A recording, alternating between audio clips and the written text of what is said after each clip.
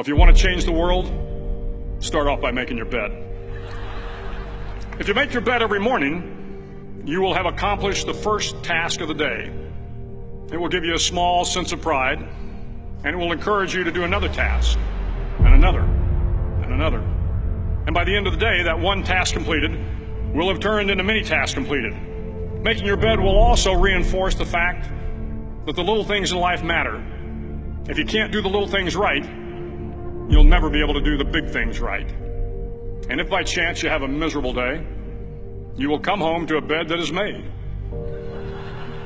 that you made. And a made bed gives you encouragement that tomorrow will be better. To pass SEAL training, there are a series of long swims that must be completed. One is the night swim. Before the swim, the instructors joyfully brief the students on all the species of sharks that inhabit the waters off San Clemente. They assure you, however, that no student has ever been eaten by a shark, at least not that they can remember. But you are also taught that if a shark begins to circle your position, stand your ground. Do not swim away. Do not act afraid.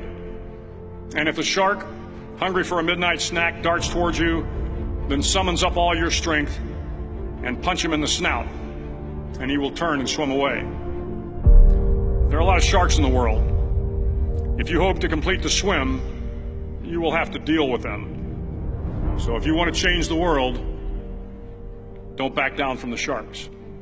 Over a few weeks of difficult training, my SEAL class, which started with 150 men, was down to just 42. There were now 6 boat crews of 7 men each. I was in the boat with the tall guys, but the best boat crew we had was made up of the little guys, the Munchkin crew, we called them. No one was over 5'5". The Munchkin boat crew had 1 American Indian, 1 African American, 1 Polish American, 1 Greek American, 1 Italian American, and 2 tough kids from the Midwest. They out-paddled, outran, and outswam all the other boat crews. The big men in the other boat crews would always make good-natured fun of the tiny little flippers the Munchkins put on their tiny little feet prior to every swim. But somehow these little guys from every corner of the nation and the world always had the last laugh, swimming faster than everyone and reaching the shore long before the rest of us. SEAL training was a great equalizer.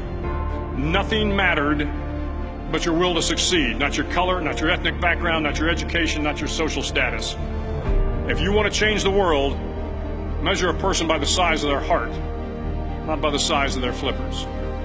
The 9th week of training is referred to as Hell Week.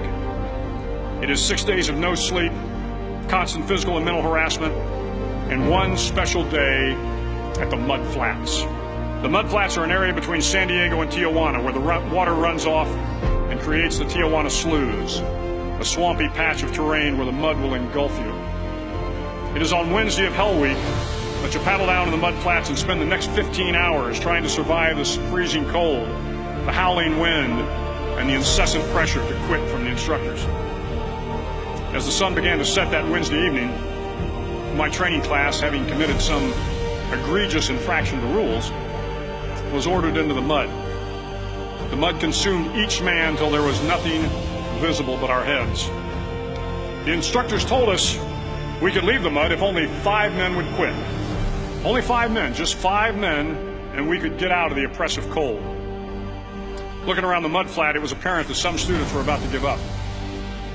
It was still over 8 hours till the sun came up. 8 more hours of bone-chilling cold. The chattering teeth and the shivering moans of the trainees were so loud, it was hard to hear anything.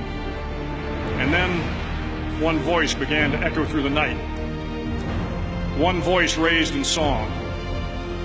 The song was terribly out of tune, but sung with great enthusiasm. One voice became 2, and 2 became 3, and before long, everyone in the class was singing.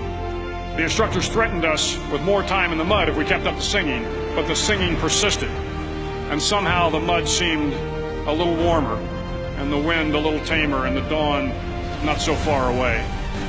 If I have learned anything in my time traveling the world, it is the power of hope, the power of one person, a Washington, a Lincoln, King, Mandela, and even a young girl from Pakistan, Malala. One person can change the world by giving people hope. So if you want to change the world, start each day with a task completed.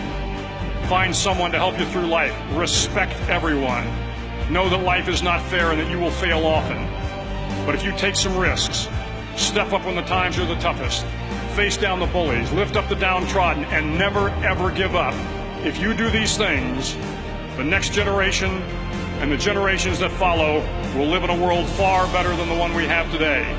And what started here will indeed have changed the world for the better.